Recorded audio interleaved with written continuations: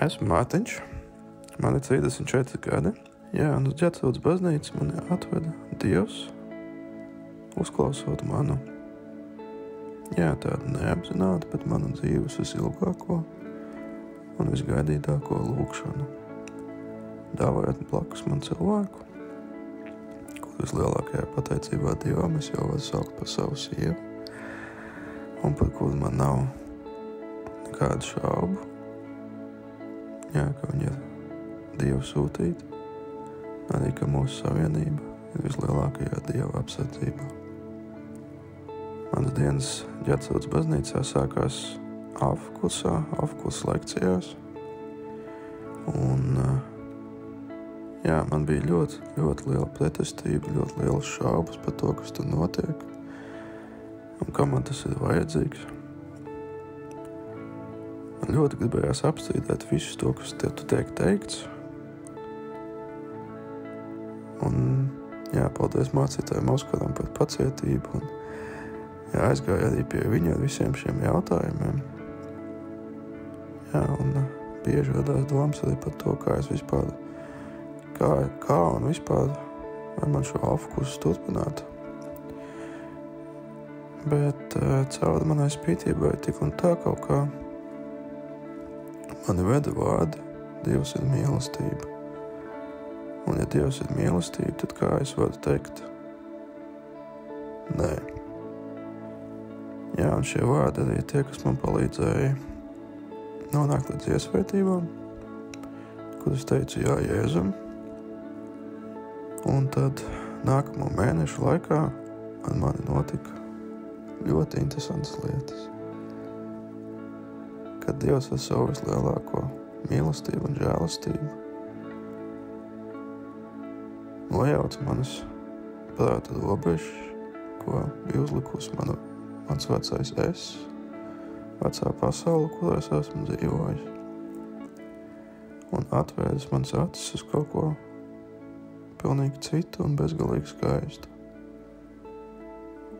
Un novedis man līdz brīdim, kad es varu teikt, ka man vairs nav nekādu šaubu, ka tikai šādi un nekādi citādi. Dievs man ir šajā laikā dāvājis daudzas garīgas pieredzes, kur patiesi ir izmainīts mans skats uz šo pasauli, un viena no tādām lietām noteikti ir bijusi cilvēku izskats, cilvēku atzinība, to, kas viņiem mugurā, kāds ir viņu darbs, cik viņi ir gudri, un ka es esmu tik ļoti iepriekš vērtējis cilvēku vērtību pēc šiem kritērijiem, bet Dievs man ir tik ļoti skaisti parādījis, ka šim visam nav nekādas nozīmes cilvēku vērtībā, un ka mēs esam vienādi mīlēti, vienādi skaisti. Ļoti interesants gadījums, un man bija kādā koncertā, kur devos kopā ar sievu.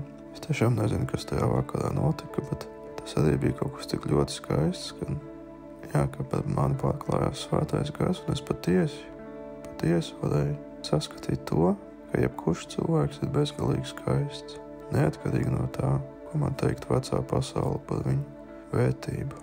Un tā varbūt arī bija pirmā reize, kad es patiesi raudāju no Dieva mīlestības. Un ir bijuši arī vēl daudz citu šādi garīgi pieskārieni no Dieva, un kas man palīdz raudzīties uz šo pasauli pilnīgi citādāk, un es vairāk nevaru un negribu skatīties uz to kā iepriekš, un ir dziedināta arī mana sociālā trauksme, kuras esmu cīnījies kopš mazotnes. Dievs to visu ir paņēmis prom, ņemot prom manas sāpes, manas uztraukumus, palīdzot skatīties arī uz sevi. Šajā pasaulē daudz citādāk nekā agrāk. Dievs man ir atklājis arī to, ka visas cilvēku radītas un izdomātas lietas, mūsu atzinības, manas vecās vērtības, ir ļoti gaistošas, un tām visām ir laika noilgums, kur viņas visas pazudīs nebūtībā. Bet tā viena lieta, kas stāv pāri laikam, pāri visiem pasaules notikumiem, tā ir mīlestība. Un Dievs man ir dāvājis apziņu un sajūtu, ka man vairs tās nav jāmeklē tur, kur tās nav, un nekad nevar būt, un ka Dieva mīlestība ir viss, kas man ir vajadzīgs. Teic mana dvēsele kungu un neaizmirsti balvas, ko viņš tev devis. Viņš, kurš piedod visas tavas vainas, kurš dziedē visas tavas kaitas, kurš tev dzīvību izglābj no bedres, kronē tevi ar žēlastību un žēlsirdību. Paldies tev, Jēzu, par tavu mīlestību, ka tu mūs pirmais esi meklējis, pirmais esi aizsniedzis, pirmais esi klauvējis pie mūsu durvīm. Paldies, ka tu esi bijis pacietīgs. Un, kungs, es vēlos lūgt kopā ar visiem klausītājiem šodien Dieva žēlastības, kungs, no tevis. Žēlastība ir kaut kas tāds, ko mēs nevaram nopelnīt, ko mēs nevaram nekādīgi izpelnīties tavā priekšā, kā tikai atvērt savus plaukstus, dēlnus uz augšu un saņemt no tevis, kungs. Tad, lūdzu, svētī, kungs, mūs ar pacietību, ka varam būt pacietīgi pret tiem, kas tev vēl nepazīst, pret saviem radiniekiem, kolēģiem, draugiem, apkārtējiem, kaimiņiem. Tiešām, kungs, izlai pār mums tādu žēlsirdīgu pacietību, kungs, ka viss viņu aktivitātes, visu viņu vārdi, visu viņu darbi, ko viņi darītu, Dievs, ka mēs tos nolikt pie tava krusta un nevis mestos tevi aizstāvēt, bet pacietīgi lūgt par viņiem un atdot viņus tev. Kungs, un otrā žēlastība, kungs, ko es lūdzu kopā ar visiem klausītājiem, ir, ka mēs varētu tikt tavas mīlestības aizskarti šeit un tagad, kungs, un šajā dienā, ka mēs varam piedzīvot šo mūžības mirkli, ka tu pieskaries mums un mēs varam pieskarties tev. Tiešām, debes Tēvs, ka mūsu sirds dzīvo no šīs maizes un no šī dzīvā ūdens. Nāc un pabaro savus bērnus Jēzus Kristus vārdā. Mūsu Tēvs debesīs, svētīts lai top tavs vārds, lai nāk tava valstība, tavs prāts, lai notiek kā debesīs, tā arī virs zemes. Mūsu dienascho maizi dod mums šodien, un piedod mums mūsu parādus, kā arī mēs piedodam saviem parādniekiem.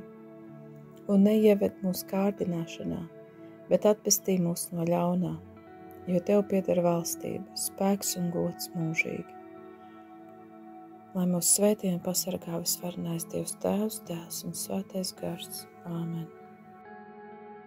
Aicinu piedalīties audio liecību projektā Mīlestības ceļš liecībās arī tevi. Ieraksti balss ziņās savu stāstu, kā Dievs sevi ir tev atklājis, ko viņš ir darījis un kā Jēzus ir tev palīdzējis, uzmundrinot, samīļojot, dziedinot, stiprinot. Esi daļa no dzīvā evaņģēlija pasaulē un ieraksti savu audio liecību telefonā, izmantojot balss ieraksta aplikāciju un nosūti to uz e-pastu liecības@gertrude.lv.